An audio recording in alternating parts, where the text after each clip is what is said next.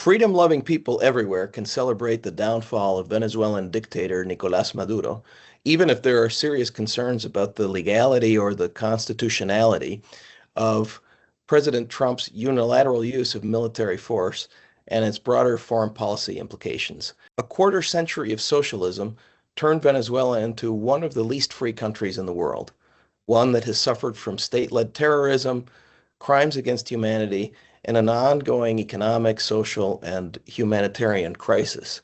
Trump has said that the United States would run the country with Maduro's vice president until a proper transition takes place. But doing so would be a huge mistake. It would mean working hand in hand with the hated regime and its leaders who enjoy no legitimacy among the Venezuelan people. The best way forward for the United States and Venezuela is to quickly initiate a transition to democracy with political leaders who have democratic legitimacy, rather than engage in nation building or in heavy-handed U.S. intervention in the running of the country.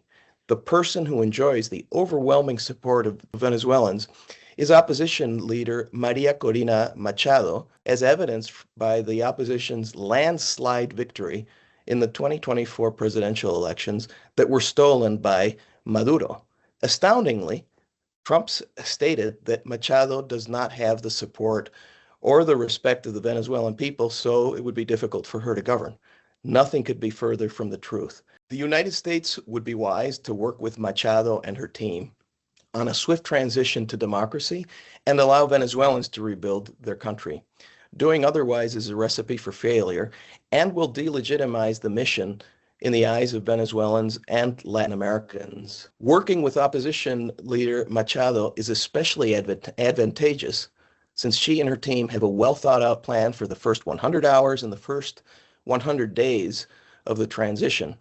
And they have a far-reaching reform agenda to restore freedom and to modernize the country by opening up the economy, privatizing the oil sector, and deregulating and establishing the rule of law, all of which are policies that are consistent with U.S. foreign policy goals.